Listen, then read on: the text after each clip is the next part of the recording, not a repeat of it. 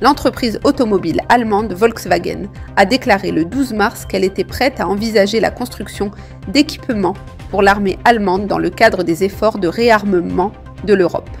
Selon les économistes, les usines automobiles peuvent consacrer leur capacité à la défense car les exportations de voitures de l'Allemagne ont diminué de moitié depuis la veille de la pandémie.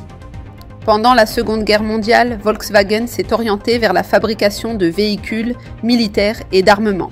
Près de 90 ans plus tard, Volkswagen semble vouloir reprendre le chemin de la guerre. La déclaration de l'entreprise est intervenue après que l'Allemagne a annoncé qu'elle modifierait sa constitution pour supprimer les limites de dépenses en matière de défense, ce qui lui permettrait d'accumuler un montant illimité de dettes pour financer son armée. L'Union européenne a également annoncé une aide de 800 milliards d'euros pour la défense. Après la défaite de l'Allemagne dans la Seconde Guerre mondiale en 1945, feu l'éducateur et leader religieux Herbert Armstrong a averti que le pays utiliserait son industrie de pointe et de classe mondiale pour se remilitariser et se préparer pour le troisième round. L'histoire et les événements récents ont prouvé que cette prévision était exacte. Pour en savoir plus, veuillez lire « Chauffer la fournaise de la machine de guerre » dans notre brochure gratuite. Il avait raison. Le président polonais Andrzej Duda a appelé les États-Unis à transférer leurs armes nucléaires en Pologne dans une interview publiée le 13 mars. Duda a déclaré que ces armes pourraient contribuer à dissuader la Russie.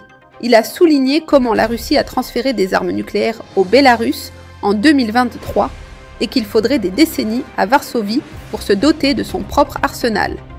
Le Premier ministre polonais Donald Tusk a déclaré la semaine dernière que le changement profond de la géopolitique américaine devrait inciter Varsovie à explorer les opportunités liées aux armes nucléaires. Cette déclaration intervient alors que Tusk a annoncé un plan visant à exiger que tous les hommes adultes suivent une formation militaire. L'Allemagne, qui contrôle pratiquement la Pologne, est en train de se séparer des États-Unis. Les prophéties bibliques préviennent qu'une Europe dirigée par les Allemands trahira et détruira l'Amérique. Le stationnement d'un plus grand nombre d'armes nucléaires américaines en Europe serait préjudiciable aux États-Unis. Pour en savoir plus, veuillez lire notre brochure gratuite « L'Allemagne et le Saint-Empire romain ». Le Centre d'études stratégiques et internationales a confirmé dans un rapport ce mois-ci que la Chine possède désormais la plus grande marine du monde en termes de nombre de navires. La Chine représente 53,3% de la production mondiale de navires, bien au-delà du minuscule 0,1% des États-Unis. La politique chinoise de fusion militaire et civile est une composante majeure de son développement naval. Elle a brouillé les frontières entre son industrie commerciale et son industrie de défense.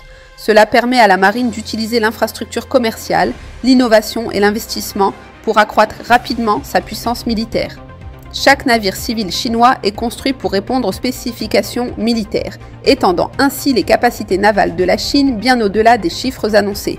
Sa flotte massive de navires civils est une marine en devenir. Pour comprendre où mène la puissance croissante de la Chine, veuillez lire l'article de Gerald Fleury, rédacteur en chef de La Trompette, intitulé « La Chine dirige le monde vers la guerre ».